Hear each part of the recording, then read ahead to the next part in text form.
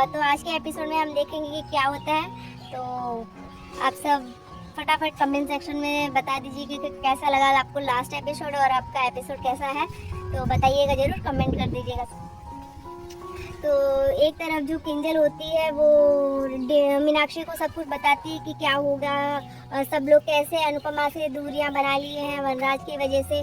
तो मीनाक्षी कहती है कि चाहे कोई कितना भी उनसे दूरियां बना के रखे, पर मैं उनके साथ कोई रिलेशन कभी नहीं तोड़ूंगी और वो बहुत अच्छी है। तो वो मेरी माँ जैसी है, तो मैं उनके साथ हमेशा उनके साथ रहूंगी और उनसे कोई रिश्ता नहीं तोड़ूंगी। तो किंजल भी उसे बोलती है कि हाँ, मैं आपको रिश्ता तोड़ने के लिए नहीं कह रही हूँ, पर आपको फिर भी समझ के रहना पड़ेगा, क्योंकि वनराज भवन में सब कुछ वनराज अंकल के कहने से होता है। तो वो सब मतलब वो दोनों एक दूसरे के साथ बातें करती रहती है, यही सब टॉपिक चलता रहता है। वहीं दूसरी तरफ हम देखते हैं कि जो बाला होता है, जो नंदिता होती है, वो अपने बच्चे को सुलाने की कोशिश करती रहती है, वो रोता रहता है। तो रोती रहती है उसकी बेटी जो आशा है, वो रोती रहती है। तो दूसरी वो सुलाने की कोशिश करती है, तभी बाला और इंद्र आ जाती है वहाँ पे और उससे बोलती है कि तुम जाके थोड़ा अनुपमा की मैं हेल्प करवा देती हूँ, तो तुम लोग इसे बच्चे को संभाल लो थोड़ा। लेकिन वो तब तक रोती रहती है और वो लोग आपस में बात करते रहते हैं। तभी वहाँ पे अनुज आ जाता है और अनुज बच्ची को लेके उसे चुप कराने की कोशिश करता है और बच्ची धीरे धीरे चुप हो जाती है। और तो बच्ची को चुप होते ही अनुज बहुत तेज से चिल्लाता है कि आप लोग को बच्चा चुप कराने नहीं आता, आप कैसी माँ हो, आपको समझ में आना चाहिए कि बच्चे को रोता हुआ देख कैसा लगता है। एक कोई बच्चा अगर अपने पेरेंट्स को छोड़ के जाता है तो कैसा फील होता है।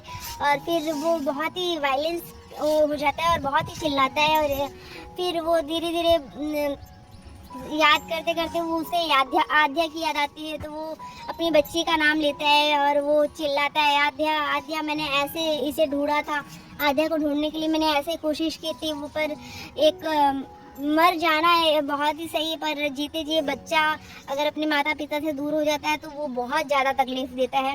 ऐसे अनुज सबको चिल्ला चिल्ला के बोलता है। तभी सभी जो आश्रम के लोग होते हैं वो वहाँ पे आ जाते हैं और सभी भावुक हो जाते हैं उसकी बातें सुन के। तो और तभी वहाँ पे जो सागर होता है वो दूसरी छवि में हम देखते हैं कि जो सागर होता है वो पढ़ाई करने के लिए सोचता है कि थोड़ी देर में कुछ पढ़ाई कर लेता हूँ। तो वो पढ़ाई करने के लिए जैसे अपनी बुक्स वगैरह निकालता रहता है, तो उसको जो स्टेथोस्कोप होता है वो मीनाक्षी का उसके बैग में रह गया होता है, उसके ऑटो में छूट जाता है और वो शायद उसके पास सागर के पास आ जाता है। तो दूसरी तरफ मीनाक्षी जो होती है वो अपनी सारी सामान जो होती है वो अलमारी में रखती रहती है।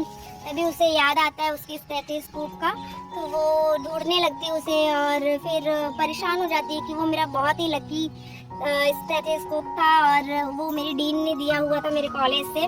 तो फिर वो बहुत परेशान होकर उसे ढूंढने लगती है और दूसरी तरफ जो सागर होता है वो उसे संभाल के रख देता है और वो बोलता है कि ये तो मीनाक्षी का ही होगा, तो वो जब मिलेगी मैं उसे तब दे दूंगा। तो यही होता रहता है। फिर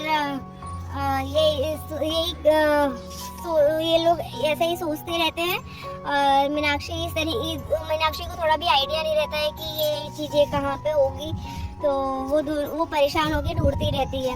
और दूसरी तरफ जो फिर अनुपमा होती है वो जाती है और जो अनुज होता है उसके साथ थोड़ी बातें करती है और कहीं ना कहीं वो समझाने की कोशिश करती है कि आध्या मिल जाएगी और वो लोग एक दूसरे को फिर कहीं ना कहीं जो अनुपमा होती है वो भी बहुत इमोशनल रहती है और खुद को स्ट्रांग बनाने की भी कोशिश करती है, क्योंकि उसे अनुज को भी संभालना है। अनुज की हालत अभी जो थोड़ी मेंटल कंडीशन होती है वो सही नहीं होती है, बिकॉज आध्या जो खो गई होती है उसकी वजह से वो बहुत ही परेशान रहता है।